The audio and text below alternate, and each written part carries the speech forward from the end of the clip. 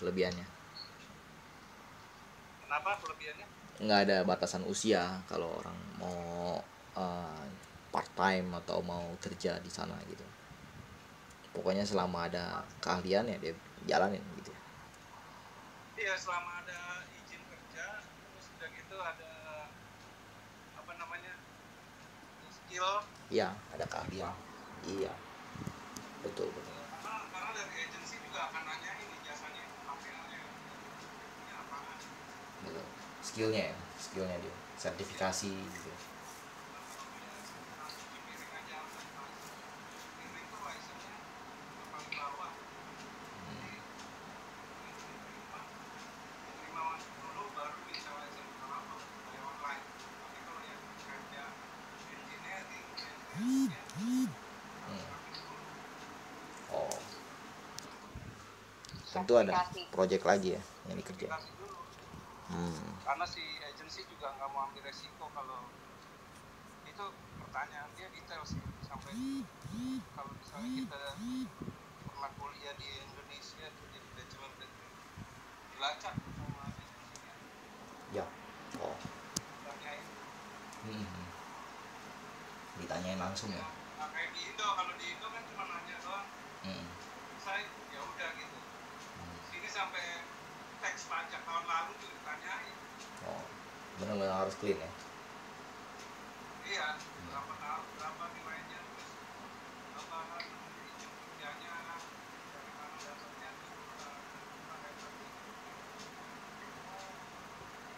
pokoknya detail pertanyaannya dan semuanya ditanya dicek. Iya, wajib namanya research ya, mereka itu research mendalam kayak gitu. Juga main aman ya. Oh iyalah, jadi juga main aman juga ibaratnya dengan masukin orang kalau sembarang aja kan, tanpa skill yang mumpuni ya rusak juga nama baik agensi itu. Potongannya gede gak sih itu biasanya? Waktu itu kan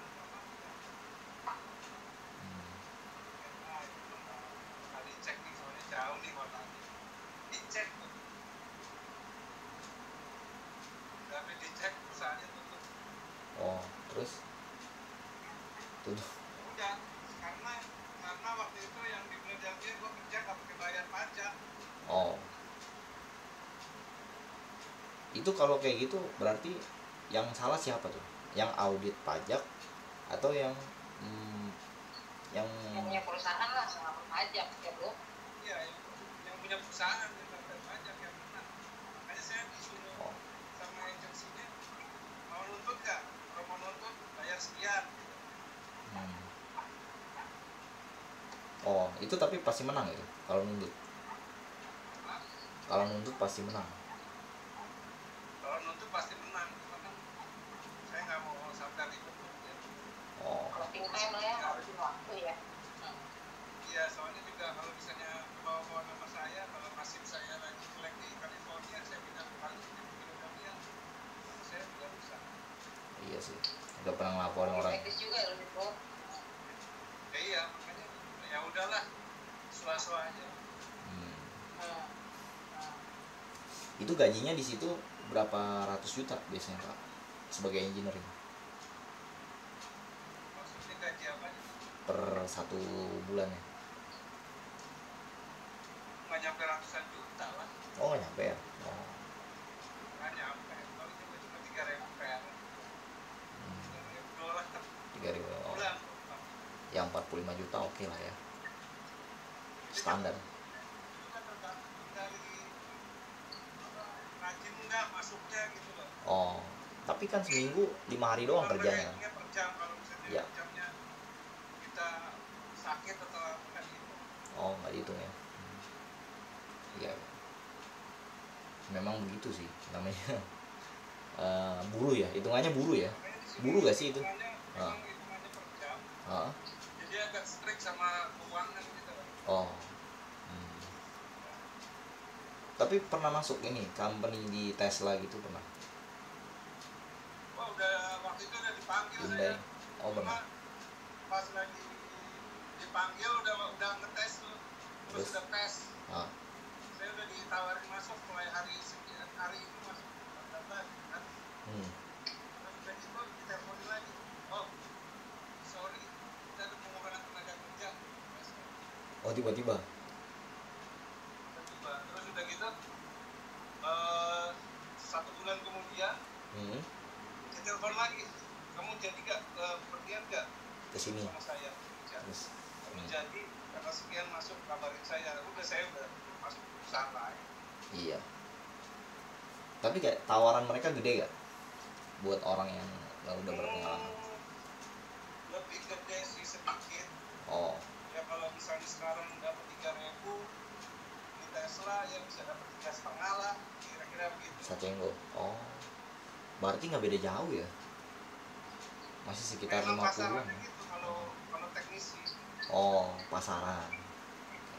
Tapi yang standar ya bro, standar UMR lah di Indonesia gitu ya. Iya, standarnya kalau teknisi. Jadi kalau di California ini, kalau state lain kan lebih murah. Ya. Karena bayar kontrakan lebih murah juga. Oh. Iya, iya. Kalau California kontrakannya tinggi, otomatis dia punya gaji lebih tinggi. Oh. Tapi dia setiap kerja itu 5 hari atau full 7 harinya kerja sebagai Yang teknisi? saya dapat sekarang ini 1 minggu 5 hari kerja. Cuma kalau yang di Tesla kemarin ditawarin mix. Jadi minggu pertama 4 hari, minggu kedua 3 hari. Oke. Lebih ini ya, sebenarnya lebih nyaman ya kalau di Tesla. Lebih pendek harinya, liburnya lebih banyak. Ya pendapatannya jadi lebih kurang. Iya ya, lebih kurang banyak kan si Tesla lah ya. Kalau sekarang kan 10 hari kerja. Kalau di Tesla kan cuma 7 hari, 2 minggu 7 hari. 7 hari. Iya. Memang gajinya lebih tinggi tapi ya cuma kayak dikit lah kalau dihitung. Oh ya. Sama. Iya. Benar juga ya. Ini namanya kalau saya bilang parsial. Oh. Sebetulnya kalaupun dia pengurangan, efek banget gak sih sama karyawan lamanya biasanya? Efek. Oh, efek juga ya. Waktu itu trikinya begini mereka. Gaji karyawan lama yang tinggi didebak semua. Oh, dikurangin. Satu lagi yang baru, yang lebih muda, yang lebih kecil gajinya. Oh iyalah. Selalu begitu sih ya. Ya mereka kerja ada yang 10 sampai 15 tahun di Tesla. Oh. Iya sih. Untuk tenaga engineer ini ya, ibaratnya lu udah bangkotan, gua udah gaji lu sampai ratusan juta ya, nggak mungkin lah nggak ada penggantinya dengan potensi yang lu punya sama gini terus gitu ya. Oke. Tahu sih poinnya. Ya namanya pengusaha memang begitu sih rata-rata ya. Gitu. Paham. Juga Indonesia juga udah bukan kayak gitu lagi. Kalau untuk buruh sih memang udah sering kali kayak gitu. Makanya saya bilang ya udah bisnis aja gitu loh. Kalau nggak bisnis kan ya pasti lama-lama tergantikan ya. Apalagi ada batasan usia gitu kalau di Indonesia. Kalau di sana mungkin lebih enaknya kalau kita ini civil engineer yang profesional menyusun portfolio, mungkin di hijack ya lebih tepatnya. Misalkan gaji lu berapa di situ, di kita dikali 2 deh gitu loh. Oh, kalau di Indonesia banyak tuh yang begitu tuh. Iya. Kalau di sini nggak ada. Istilah hijack. Oh, nggak ada hijack. Kayak itu kan tergantung dari free will-nya employee ya. Kalau misalnya dia bilang, oh gue pengen gaji yang lebih gede, gue harus pindah lokasi atau pindah perusahaan ya. Ya tergantung dari orangnya sendiri. Oh. Ya sama istilah mereka di Indo bilang di hijack. Di Ya. sini sebenarnya nggak ada di hijack, cuma ya free will-nya orang-orang aja. Oh. Tapi ada tunjangan-tunjangan lain nggak? Misalnya kayak travel kemana gitu, ke luar negeri atau ke negara asal? Ada juga tunjangannya. Oh, ada juga ya. Mereka kasih kayak benefit kesehatan. Oh, itu wajib. Sampai berapa miliar? Kita juga harus bayar Premi sendiri. Bayar berapa duit gitu. Itu namanya subsidi lah ya. Sebagian dibayar sama kantor. Subsidi ya, subsidi namanya. Subsidi corporate. Tapi tanggungan mereka itu kalau misalnya jiwanya itu sampai miliaran nggak sih di sana? Tanggungnya tergantung kita berani supportnya berapa. Misalkan Mau 1.000. yang 1 miliar, yang 100.000 ada, yang 1 juta ada. Karena berani bayar bulanannya enggak. Oh, misalkan yang ditawarin mereka biasanya berapa? Yang di corporate? Mereka ada pilihannya tuh dari nilai akhirnya nanti berapa nih yang mau dirembes. Cairin. Traffic suruhnya 100 juta, 200 juta, 300 juta gitu kan. Itu kan nilai akhirnya tuh. Betul. Nanti kalau bisnisnya ngambil 10 US 1 lah. juta, misalnya nanti setiap gaji dipotong $500 atau $15 atau $15, tergantung gede kecilnya, terus sama beraninya berapa gitu ngambilnya untuk spending. Tapi selama ini Pak Ahau berapa yang di spending kalau buat ya kayak insurance yang subsidi? Yang paling kecil apa yang menengah? $40-50. Oh, $40-50. Kecil. Ya ngambilnya yang kecil-kecil. Berarti 1% dong ya? Anak-anak sakit atau apa. Tapi itu udah ditanggung pemerintah kan katanya? Enggak ya? Tanggung pemerintah itu yang kalau apa gajinya Di bawah. $2.000 per bulan. Oh jadi ada memang substandard khusus ya. Jadi dia ini yang di bawah 2.000 baru dia ditanggung. Tapi kalau di atas kayak gini enggak ya ditanggung. Iya. Kalau di atas 2.000 kayaknya harus habis. Saya juga kemarin ditawarin, saya takut kena denda, soalnya ada cerita-cerita ada orang yang manipulasi gaji, terus udah gitu harus turunin. biddingnya aman. Akhirnya bayar utangnya sampai tutup usia bayar utang. Kesian banget ya, sangat disayangkan. Main-main Gara-gara sama penipuan, ini, fraud. pemerintah Ya. nggak bisa dimanipulasi. Memang fraud government di sana ketat sekali berarti ya kalau untuk insurance ya. Udah jalan, sistemnya udah jalan. Iya. Jadi kalau misalnya kita memang ada masalah, mereka dengan santainya ya udah gitu, jalan Ya, aja. Jalan aja ya. Di Indo kan kayak di mana asuransi prudensial ya. Wah, harus dibikin nama FBI bisa. Iya. Benar. Benar. Di sini mah memangnya udah memangnya udah harus bayar ya, mereka harus bayar. Iya benar. Karena tanggung jawabnya juga ke diri sendiri kembali lagi. Pas lagi kayak gitu kejadian kan buat diri lu lagi. Karena di sini masyarakatnya udah awareness, udah tahu hukum. Iya. Jadi walaupun asuransinya itu ketahuan nih misalnya nggak bayar klaim, dia nggak bayar gitu, terus si nasabahnya ngomong ke lawyer minta tolong gitu, bisu istilahnya dia tuntut, itu bisa kalah pihak asuransinya dan mereka harus bayar berkali-kali lipat. Iya pasti dari pertanggungan ya. Iya. Pernah klaim nggak? Kalau Pak Hao pernah klaim nggak? Sama yang 10 tahun saya pernah klaim kemarin waktu anak saya jatuh, dengkulnya lepas. Wah, maksudnya ini mangkoknya itu? Iya, mangkoknya, dengkulnya, jadi dia main basket jatuh. Terus? Pas lututnya itu kena ke lantai. Buset. Ciman mangkoknya naik. Iya, saya pernah lihat itu. Berapa duit klaim? Kalau setahu saya ACT aja itu 150 juta. Iya, kalau ACT aja 150 itu. Kalau naik kayak gitu mungkin bisa ya round miliaran ya. Berapa duit itu totalnya? Enggak, kemarin ini totalnya 60.000 USD kan. Kalau misalnya saya harus bayar sendiri. Iya. 60.000 kalau kali 15.000 ya 750 juta loh. Bener nggak? Ya kan? Nah iya, makanya kata saya tadi saya bisa 5 kalinya. Karena saya asuransinya dari pemerintah saat itu. Ditanggung semua. Mereka kasih saya bebasan nggak bayar. Jadi free nih, nggak bayar ini. Rumah sakitnya? Ya, free-nya buat rumah sakitnya? Semua, sama dokter-dokternya nggak bayar.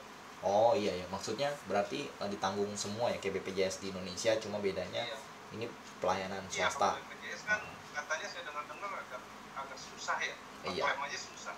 Iya, memang di sini mereka udah ada kartunya, mereka tinggal tunjukin aja. Oh iya, memang begitu sih, ibarat kayak green card lah kalau dibilang, kartu hijau lu masuk lah gitu. Iya. Benar-benar sih, berarti cukup terbantu ya kalau dibilang ya, kalau di situ ya. Banget sih, banget. Makanya di sini saya juga nggak bisa main-main sama hukum orang yang biasa, orang sipil biasa aja. Kalau saya mau nuntut dokter misalnya salah operasi itu bisa aja, cuma kan kalau saya orangnya nggak terlalu mau ribet. Oh iyalah, harusnya gitu, nggak usah ribet lah kita, mendingan simple aja ya. Ya yang simpel-simpel aja lah, yang hidupnya bisa seneng lah, nggak usah cukup makan. Ya. Ya sederhana lah. Betul. Tapi untuk di sana, mau mobil ada. Nah ini tertarik juga nih saya nanyain mobil nih, kan udah jadi warga di sana, beli kayak Ferrari gitu katanya nggak mahal ya? Hah? Nggak, maksudnya nggak mahal ya beli di sana ya? Paling 125.000 USD ya? Enggak, harga mobil kemarin saya beli RAV4 cuma berapa? 47.000 kurang lebih ya, sekitar nggak nyampe ini ya, nggak nyampe 600 juta ya, sekitaran around 500 juta lah ya. Karena kan itu kan dia harus kena pajak ini itu pajak impor. Kalau di sana berarti 47.000 udah dapat mobil supercar. Iya, udah bisa SUV lah kira-kira. Oh SUV berarti sekelasnya kayak Expander lah kalau di Indonesia mah ya. Expander, Pajero lah ya. Oke. Paling 2 baris. Oh iya, benar. Tapi pajaknya tinggi gak setiap tahun bayar di sana? Kalau yang ini kayaknya sih kena gope 1 tahun. $500. Oh masih murah lah. Nah, kalau yang kemarin saya beli Corolla berapa? tahunnya kena $200. Oh. Ya, berarti kurang lebih ya nggak gitu mahal ya untuk sekelas itu. Karena memang pabriknya juga di situ. Pabriknya ada di situ juga soalnya. Misalnya kalau keluarannya Tesla, ya Tesla ada di situ. Kalau di kita tuh kayaknya ini sih kebanyakan rampok. terlalu manajerial, terus gitu di ujung-ujungnya dikorup. Iya sih, ada beberapa yang ngomong kayak gitu ya. Tapi balik lagi, mungkin tergantung lihat kelas mobilnya juga kali. Kalau kasta mobil mahal ya pasti pajaknya juga makin mahal lagi gitu. Apalagi kalau udah hypercar ya, karena ada supercar ya kan, ada hypercar ya, ada lagi yang di atasnya gitu. Terus kalau Pak Ahau nih, si cap lebih ya umurnya, apa sih planningnya dalam ya mungkin 20 tahun ke depan ya semenjak ada di Amerika? Jadi saya ya hidup santai lah di sini. Santai aja ya, cari masalah gitu. Karena udah cukup umur juga, udah iya mau sih. setengah abad. Iya, benar. Mau cari apa lagi gitu ya? Sekarang kalau misalnya kita mau cari kaya, mau ngikutin kayak Donald Trump juga nggak bisa. Tapi ikut election nggak kemarin? Pak Ahok? Oh nggak ikut ya? Oh karena mungkin bukan warga negara sipil ya? Bukan, saya Iya bukan sih. warga negara sini. Istri pun juga bukan orang sono ya? Ya. Kenapa? Istri bukan orang sono juga? Kan istri orang Indo juga. Oh iya. Enaknya gimana tuh? Ya. Kalau jadi orang Enaknya luar? kalau di sini pemerintahnya bisa bantu gitu loh. Kooperatif. Ada juga orangnya yang nggak telaten kerjanya, tapi pemerintahnya bantu. Oh iya. Yang penting kita bayar pajak. Oh iyalah. Kalau di Indonesia udah bayar juga ya, setengah-setengah juga dikerjain. Gitu. Benar sih. Tapi kalau di sana sendiri semuanya sistem online atau masih harus datang semua ke kantor? Kalau yang selama ini saya pakai sih online semua ya. Berarti memang jalan ya? Memang jalan Online sistemnya. jalan. Ya sistem database-nya round dari hal terkecil pun juga memang mereka substitusionalnya memang mengorganisir segala sesuatu gitu. Iya. Jangan tercecer gitu ya. Benar sih, bagus sih. Jadi berarti anak juga kemungkinan tumbuh besar nanti dewasa di situ semua ya, Pak Ahau ya? Iya, yang anak gede juga yang udah kuliah, ya udah ya paling 4 tahun lagi udah mandiri dah. Iya iya. Kalau udah pada mandiri udah enak sih. Ya, enak ya. Nah, benar sih. Luar biasa ya. Oh, udah mau nikahin anak kali mungkin. Oh iya bisa jadi, Bisa moga-mogain jadi ya. aja, Nah, doain. kalau dapet orang sono berarti bisa dibilang rezeki nomplok ibaratnya ya. Ya lihat-lihat Hmm. lah, kalau yang ketemunya yang bengal-bengal juga ya main nomplok, suenya nomplok. Tapi kalau di sana sendiri orang lihat kita itu sebagai apa, pendatang kah atau ya semua sama rata atau ada golongan Oh kasta? mereka cuma bilangnya imigran aja. Oh, Cuma imigran. kalau sesama imigran mereka nggak berani ngomong, cuma yang kulit putih sama ya yang orang-orang bulenya lah gitu, agak rasis gitu. Oh, kalau Cuma nanggepin. kalau yang kemarin Hmm. rasisnya tuh sama COVID, Cina ya kan urusannya kan. Iya, soalnya kan pertama Terus kali. muka orang Cina langsung bilang lu pulang ke negara lu gitu. Kalau dulu sebelumnya belum COVID, orang Damai. putih itu selalu seleknya sama orang hitam. Oh dulu, kalau sekarang sama orang Cina malah. Kalau sekarang ya mungkin karena udah mulai bercampur ya imigrannya, ada orang Filipina juga, ada orang Asia juga, Cina. Jadi mereka masih dimaklumin lah. Cuma walaupun sebagian ada yang rada-rada konyol. Diapain tuh biasanya? Suruh pulang. Kalau yang enggak, mereka cuma ngejek-ngejek doang. Oh. Pulang lu ke negara lu gitu Pak. Oh iya ya. Ngapain Biasa lu lah. di sini gitu kan, jadi orang yang sakit kan pasti sakit hati. Iya lah, menjadi nimbulin konflik di situ ya. Iya. Nah kalau orang Meksiko yang ngomong kayak gitu dibales tuh kadang tuh sama anak saya yang paling kecil dibales. Oh pantesan aja Trump bikin pagar tinggi-tinggi buat dua orang supaya nggak masuk sini ya. Gitu ya. Berarti emang anaknya si iya. Gitu. Anaknya Pak Ahok juga ini juga tangguh juga ya dalam menghadapi ejekan.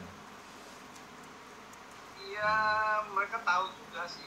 Tahu lah, harus. Mereka tahu juga kan, karena kan mereka bergaul. Sering di gereja, sering banyak ngomong sama teman-teman sebayanya kan. Oh, pastilah. Ada masukan-masukan ya, input ya. Tapi gereja di sana denominasinya apa? Kalau yang saya sih karismatik. Oh karismatik ya. Oh bukan Pentakosta, Protestan itu bukan ya? Iya Protestan. Oh Protestan. Cuma ada beda, kalau Protestan sama karismatik apa beda? Ya, liturgi sih. Alirannya yang ada bahasa roh lah. Oh yang ada bahasa roh. Ya kalau ada bahasa roh, memang ada yang karismatik, tapi ada juga yang kesukuan. Gitu ya. Memang ada beda-beda sih. Oh gitu. Kalau gue sih nggak ngerti soal agama Kristen. Oh gitu. Soalnya gue dari Buddha. Oh iya dari Buddha ya. Oh jadi memang pindah agama ya. Ya. Jadi gue jadi Kristen kan sejak di sini doang. Oh. Ya. Jadi khotbah apa gitu? Baru 5 tahun kali Kristen. Oh, benar-benar masih baru banget, newbie lah ya. Kalau saya dari lahir, jadi dari lahir udah Kristiani ya, banyak belajar lah, kayak gitu. Maksudnya udah ini dong ya, expert ya? Ya expert belum lah, ya masih banyak jatuh bangun, ya kan. Jadi kalau saya itu, setahu saya kalau di Amerika itu ada namanya GSKI di Philadelphia juga, setahu saya. Jadi dia ada community memang khusus untuk bagaimana kita melakukan pendalaman buat apa yang kita ingin tahu gitu ya, seperti misalnya pendalaman Trinitas, terus monoteisme ya, itu mereka adain komunitas, terus saling juga kita kalau dibilang keep in touch lah ya, dari satu jemaat ke jemaat yang lain buat ngasih tahu nih ada peluang apa di sini kayak gitu ya. Memang semua gereja sih rata-rata seperti itu ya kalau di Indonesia, tapi kalau untuk di luar negeri beda, mungkin sedikit perbedaan ya kayak gitu sih, karena kan gembala sidang sama juga ya. Oh sama juga ya. Oh so mereka saling bantu juga kalau ada ya kenapa atau ada kerjaan lowongan gitu, mereka juga saling bantu. Oh iya ya, jadi care-nya itu bukan hanya ke dalam tapi juga kasih impact keluar kayak gitu. Kalau untuk ini ya community-nya di GSKI itu ya gitu sih. Emang pernah ke Philadelphia? Philadelphia pernah. Saya Washington sering, terus LA, Los Angeles Itu makanya tadi sempat saya nanyain Dengan mana? ya sebenarnya lebih baik yang di perkotaan ya, kota ter Kata kalau tahu dibilang aja ya. iyalah atau kalau dibilang kota Iya. kita bisa banyak kebebasan ya di situ, tapi kalau misalnya kita cari yang lebih buat ekonomi global ya mungkin lebih enak ke ini ya Washington ya. Tapi kalau untuk yang di pedalaman California itu kayak gitu itu sebenarnya lebih banyak perumahan pedalaman kalau saya lihat. Jadi artinya ya Iya, nggak ada sebenarnya salah, California itu banyak peternakan sih. Cuma gua banyak nggak tahu kemana gitu. iya ya memang Kalau balik lagi lagi pas lagi summer tuh hmm, sapi-sapi pada dilepasin ini di dilepasin gunung. nyari makan ya memang, nyari makan Iya, mereka dilepasin ke gunung-gunung di gitu gunung-gunung biar cari makan sendiri. betul betul nyari tumbuh-tumbuhan ya ekosistem kan begitu Iya. memang seharusnya gitu. Nah, Makanya saya bilang ya peluang ada di California paling banyak, tapi nggak menutup kemungkinan kalau kita cari ke sudut-sudut samping Philadelphia sebenarnya ada juga gitu. Memang spend time-nya itu yang paling penting sih, karena ada beberapa tim saya juga dulu dia kanvas ya, kanvas ke beberapa kota ya, dia dapat beberapa data dan diolah, ada kurang lebih 6 pembeli dari sana, dan kita biasanya staffingnya ke ini ya pelabuhan di Washington gitu. Tapi setahu saya Washington dulu jadi artinya tracking itu nanti berlanjut ketika orang forwarder sana sudah menghubungi bahwa konten kamu udah masuk nih. Nah kontainer kamu mau kapan diambil, maksimal delay 1 minggu untuk kontainer ini, peti kemas ini dipindahin ke gudangnya kamu, biasa gitu sih. Karena corporate aja sih kalau dibilang ya, corporate aja sih yang mereka itu yang akan melakukan sesuatu secara terstruktur begini. Kalau non corporate ya memang kita harus pandai-pandai baca situasi, karena kayak semacam DHL gitu ya atau FedEx itu mereka kirim pengapaan up to date. Semakin up to date kan kita makin mereka harus ada tracking number segala kayak gitu. Maka bill of lading akan semakin memudahkan seseorang untuk ngecek nih ini udah nyampe mana gitu loh.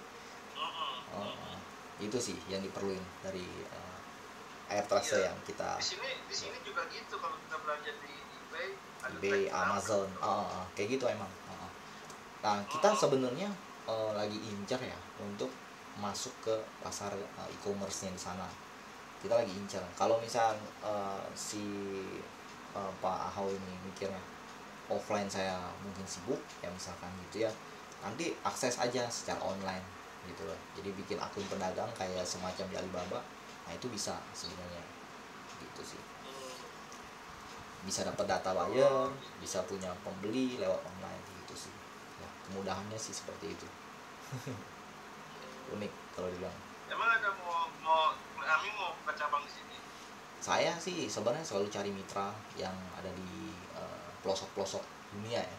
Kalau kita lihat dia punya capability ini, ya dia bisa jadi tim franchise-nya kita.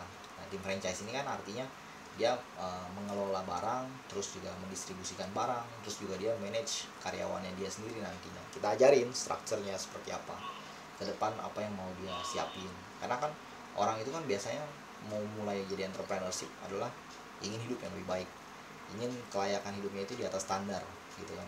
Kayak ibaratnya saya dengar salah satu pendiri Amazon ya, si Jeff Bezos ini, dia dari awalnya cuman punya garasi rumah ya, dia bikin perusahaan Amazon ini benar-benar dari modal seminim mungkin gitu. Dia jual buku di tempatnya dia, kemudian dia masukin website, dari website itu ternyata menghasilkan orderan ke dia. Nah itu yang membuat sesuatu tidak terpikirkan ya.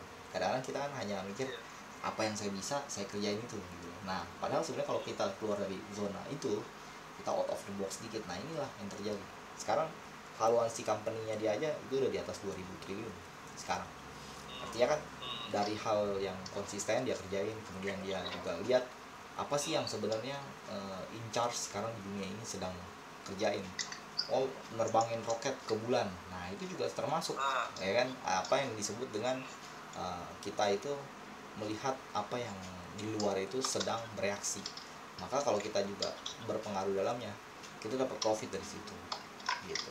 Jadi kita nggak terbesit di kepala kita tuh tentang bagaimana hanya nunggu gajian bulan depan gitu. Melainkan apa sih yang kita bisa in charge setiap harinya sampai kita dapat margin cukup baik gitu loh dalam hidup gitu sih. Apalagi di negeri orang ya, jujur li saya kalau bilang kita minum es teh manis aja di sana itu bisa 80 sampai 100 ribuan ya kalau di kota-kota besar, ingat, bukan di kota kecil. Kalau di kota kecil ya mungkin gratis ya karena di rumah warga, tapi kalau di kota besar itu hotel bintang 5 gitu ya itu udah harga puluhan sampai ratusan ribu cuma buat minum. Artinya apa, daya belinya itu sebenarnya ada. Konsepnya di situ yang kita harus tangkap, bukan kita menangkapnya oh mahal banget janganlah makan di situ, jangan. Justru salah, totally wrong kalau kita hanya mikir di situ. Kita hanya harusnya berpikir di sini kalau gue perhatiin ya, lo makanan yang mahal pun juga marketnya ada selama makanannya masih enak. Iya dong, selalu begitu.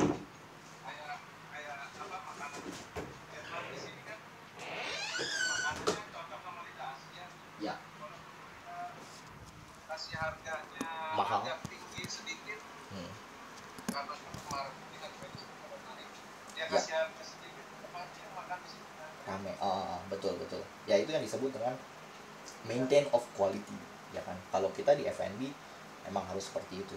Nah bedanya gimana sama si Amazon tadi, sebenarnya kualitas Amazon nggak berubah ya kan, semua masih berbentuk basisnya website, cuma bedanya dia mengupgrade, scale up bisnisnya dia, role-nya bisnisnya dia ke arah yang lebih generalis. Nah itu yang membuat dia diakui pasarnya ke seluruh dunia, dan dia ngembangin juga metadatanya dia ke security system. Nah itu juga gede sekali ternyata, dari subscription fee-nya, kemudian juga dari sisi orang mempercayai buildernya dia itu ternyata punya sebuah impact yang baik ke pebisnis lokal di Amerika.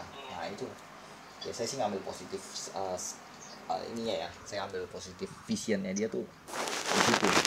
Dia mendapat fundraising besar sekali. Makanya saya bilang kalau Pak Ahau itu lihat di sana tuh ada sebuah celah, buat celah itu menjadi sebuah kalau dibilang valuansi ya, karena itu poinnya. Gimana? Sorry, ngabarin dulu nih ya, mau pulang ya, baterainya tinggal 1% lagi. Waduh, ada di luar, iya. di luar rumah. Oke. Iya, kalau nanti mendadak mati jangan kaget ya, jangan jangan justru jangan dilanjutin lagi, nanti kita ngobrol aja. Iya, tinggal 1%, saya nggak bakal matiin, tapi kalau misalnya mendadak mati ya maksudnya Amin bisa terima kan ya. Oh iyalah, bisa saya sombong nanti. Kita kan interaktif nih ibaratnya. Tadi aku nanya-nanya. Saya juga dengerin deh, ayo. Iya, saya juga thank you banget loh. Jadi memang dari sisi saya juga pengen dapat pelajaran juga sih kan, sebenarnya kayak begini-gini tuh kan kayak motivasi juga orang buat maju. Kan harus dilihat juga. Amin ini punya bro, punya pabrik es krim juga di berapa 80 negara. Ya, jadi kita ada main es krim ya, kita punya 35 rasa dan kita udah sebarin ke 80-an company di supermarket.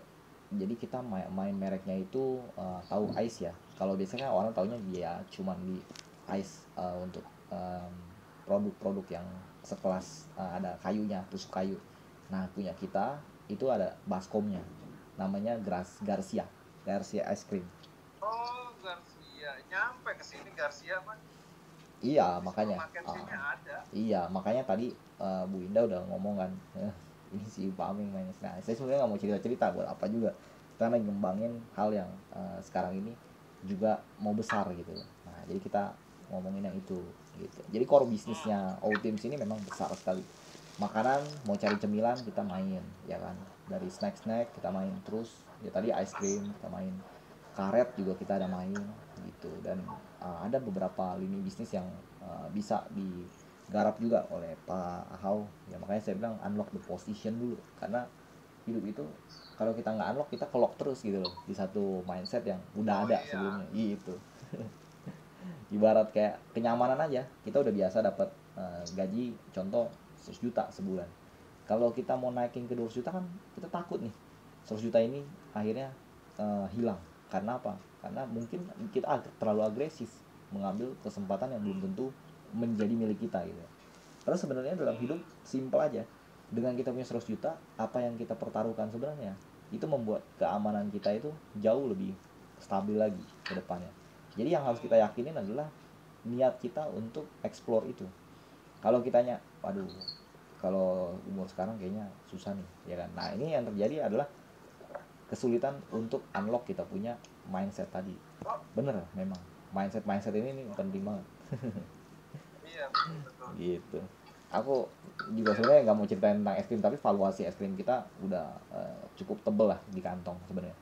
Kalau untuk kelasnya orang Asia ya, kayak gitu. Untuk Amerika sekelasnya saya lihat pertumbuhan penjualannya juga bagus ya, karena melesat sangat tinggi ketika kita kemarin ini dapat suntikan dana dari Panama Company yang memang mereka juga ngurusin soal bagaimana pengembangan dari development rasanya kita. Sekarang udah sampai 35 rasa, makin besar peluangnya. Modalnya juga kecil kok itu. Kalau untuk es krim nggak relatif nggak besar, nggak sampai miliaran, paling cuma 450 juta dia udah bisa dapat produknya dia, kemudian udah bisa dikembangin di negara sana gitu. Kita nanti ekspor kayak gitu biasanya pakai refill container pak, jadi kita nggak pakai yang dry. Kalau untuk pakan kan dry, dan relatif kalau river itu 3 kali harganya lebih mahal. Cuman kembali lagi jaga kualitasnya itu yang paling mendasar untuk yang jenis ini ya, gitu sih. Sertifikasi juga lengkap untuk kita di Indonesia sendiri, kita udah punya halal ya dari MUI. Kemudian produk kita juga udah masuk mancanegara kan. Enggak, ini udah ada. Jadi tinggal kopi aja sebenarnya. Kalau di sini perusahaan itu ada sertifikasi halal udah deh. Oh iya. Lagi banyak apa namanya, banyak aturannya, cuma nggak pakai. Ya, nggak terlalu kepake sebenarnya. As a trader, saya tiap kali lihat ya, misal satu shipment nih dari Singapura, itu mereka tuh buangnya ke salah satu negara di contoh Swiss. Jadi dari Swiss itu mereka kirim lagi ke Amerika. Jadi mereka tuh transit berkali-kali refill container ini, tapi tetap nguntungin juga gitu loh. Si end buyer kita tuh tetap untung juga 3 kali loh. Shipment itu dikirim sampai ke 3 tempat, tapi port to portnya itu tetap memberikan keuntungan bagi para trader juga. Artinya dia nggak harus modal yang sampai triliunan gitu ya untuk bisa build es krim ini di negara dia, enggak. Tapi cukup dia punya keberanian tadi ini, dia bisa melampaui apa yang menjadi batasan dia gitu. Kadang-kadang kan orang terpikirnya dua hal, modalnya dari mana, terus siapa yang beli, gitu aja kan. Kalau misalkan dari dua hal itu menjadi sebuah tantangan, sebenarnya challenge-nya itu di diri kita sendiri. Kita mau gak nih lihat ini sebagai sebuah usaha ladang yang menghasilkan ke next generation-nya kita. Karena nggak mungkin kita hidup begini-gini terus. Kita harus next to the up level gitu. Kalau cuma di stay di level yang sama, berarti sama aja kayak kita nggak berpindah jauh dari lokasi di mana kita dulu berjuang. Kalau kita berjuang misalnya contoh di Kampung Melayu di Jakarta di Indonesia, nah terus kita pengen main ke negara luar, Malaysia, ya sebenarnya dengan income yang sama ya, dengan biaya hidup yang sama, gaya hidup yang sama juga, kita nggak upgrade kita punya lifestyle. Sebenarnya kita cuma kayak mindahin weathernya doang, cuacanya doang. Di sana musimnya lebih panas nih, ibaratnya gitu bedanya. Atau di sini musimnya lebih dingin gitu. Atau lebih di sana tuh lebih banyak air. Karena apa? Di sana memang letak hidrogennya itu lebih tinggi. Nah, itu kan menjadi sebuah change buat kita untuk melihat oh ini ada peluang di bagian sini nih gitu. Ada banyak sih sebenarnya kalau saya lihat pondasi penting yang bisa kita garap dengan industri yang seperti ini. Karena dua hal yang dijadiin patokan. Pertama, untuk konsumsi manusia itu quality nomor satunya. Nomor keduanya adalah quantity. Jadi quality sama quantity ini menjadi tingkat yang berseberangan. Tapi kalau untuk di pakan, ya sebenarnya kan sesuatu yang tidak dikonsumsi manusia ya. Pakan binatang, kemudian juga untuk kita tahu kursi, jok mobil gitu ya. Itu manufakturnya juga ada di Indonesia. Itu sesuatu yang tidak dikonsumsi, maka dia nggak butuh sertifikasi. Pakan binatang juga nggak butuh sertifikasi sebetulnya kalau mau tahu. Jadi artinya gini, apa yang tidak butuh sertifikasi itu sebenarnya lebih mudah untuk masuk ke negara orang. artinya gitu kuncinya. Beda sama kita main di konsumsi yang sama orang. Nah itu beberapa labeling usaha harus dibutuhin. Law firmnya tadi ya itu juga butuh. Tapi kalau kita yang tidak dikonsumsi manusia itu jauh lebih fleksibel kalau saya lihat seperti itu sih. Kalau di China mereka mau membuat keputusan untuk bahan-bahan kosmetik itu digunakan soalnya. Jadi ada namanya sertifikasi GACC. GACC numbernya itu hanya diberikan ke 90-an perusahaan yang memang notabene importir terkuat secara modal, secara kualitas. Kalau kuat kualitasnya tapi modalnya nggak kuat, nggak bisa masuk juga. Komunitasnya tuh sekuat itu untuk Cina ya. Tapi kalau untuk di negara seperti Taiwan, kemudian seberang-seberangnya ya, terus ada Macau gitu ya, itu masih bisa menerima gitu untuk konsumsi dari kebutuhan rumah tangga gitu sih. Itu yang kita lihat sih regulasinya ya. Tapi kalau untuk di Amerika yang ketat hanya di sana doang, yang dikonsumsi manusia langsung. Kalau kayak hasil kerajinan tangan enggak gitu, kerajinan tangan enggak. Kemudian kayak tampan itu paling ini ya, laku banget di sana. Yang saya lihat untuk orang-orang tampan, tahu tampan nggak? Kayak yang iya tampak itu harganya di Amerika itu mencapai 3 juta satu tampanya. Mungkin belum pernah. Iya, iya di sana buat di dapur gitu. Nah, semahal itu di sana. Dan itu orang yang ekspor kayak gituan rata-rata bisa sampai 1 kontainer, 2 kontainer per bulannya. Gitu pak. Padahal di Indonesia mungkin nggak gitu kepake. Orang Asia semua di Orang Asia, kayak sapu lidi, ya terus kemoceng, ya itu diekspor semua dari Indonesia. Kita suppliernya banyak kok dari sini. yang paling rata-rata banyak orang beli itu apa kalau arang bakar tuh. Oh iya briket, briket. Kita juga main juga briket. Tapi spesifikasinya harus jelas dulu dari bayarnya. Jadi kalau sisya ya namanya arang sisya, terus kayak semacam karkol ya briket itu juga sama. As moisture-nya itu sekitar 8,5%. Dan kalau misalkan ditanya bagaimana buat pricingnya, nah biasanya itu dihitung per ton. Kalau untuk kontainer yang dikirim itu biasanya kita pakai dried, cuman dilapisin biasanya pakai kayak semacam pembalut di sananya di bagian dalamnya. Nah itu biasanya buat bikin supaya jangan sampai kebakaran tuh kontainernya di dalam. Gitu sih pak. Ini kayaknya beliau baterainya habis ya. Mana Ci? Kenapa bro? Baterainya Ya, dia bro. habis. Hah? Enggak, ini baterainya kayaknya habis tuh. Iya habis baterai. Iya habis tuh. Lu maksain aja lu 1% juga lu gile lu. Gue begitu nemenin dia ngobrol ya kan. Enggak, dia bilang gini, Lid, lu buka ini aja restoran di sini katanya gitu. Iya. Aduh emang gue hobi masak sih. Nah lu mau nggak lu? Pertama ya ini. Ya lu nya mau nggak? Kata gue modalnya. Lah ngapain mikirin modal? Ngapain lu mikirin modal? Orang dia yang minta, berarti lu nggak usah pusing. Ya apaan? Dia bilang lu mau apaan kalau lu mau usaha di sini? Biasa aku punya modal. Pindah aja Lid, lu ke California. Terus? Lu nggak mau enak, gua kan harus cari duit dulu, gua bilang gitu. Dia cuman itu aja ngomong gitu bro. Dia ngomong aja. Tapi kayaknya dia ada minat akhirnya dia. Setelah ngebacot sama gue barusan, gue udah mendengar dia punya sinyal akhirnya. Gila lu bayangin lu kan ngomong lu ya susah ya benar juga emang susah kalau lu nggak mau jalanin mah ya kan, apalagi lu udah makin lama makin tua ya kan, otak lu pasti makin makin kusut lah sama engineer ya dong. Lu harus pakai strateginya pebisnis ya, dimana lu makin kalut di situ lu tambahin kekalutannya. Lu bayangin deh anak lu, bini lu nggak bisa ngapa-ngapain di sana, emang lu bisa kerja apa nanti? Rumah dia ngontrak loh. Lu aja ngontrak. Nah iya kan, lu aja ngontrak, lu mesti ngomong begitu next time. Kalau lu nggak meresikokan apapun dalam hidup lu, apa yang lu bisa tinggalin buat anak istri lu? Warisan dari asuransi lu belinya kecil-kecil begitu. Nah lu harus bisa berani imbus sesuatu yang besar dalam hidup lu, supaya anak istri lu terjamin next time. Jadi hidupnya itu Jangan ketika ketemu lu sekarang mungkin punya uang 45 juta gede di Indonesia ya, tapi di situ 45 juta merasa kayak cuma 8 juta, ngerti ya? Iya.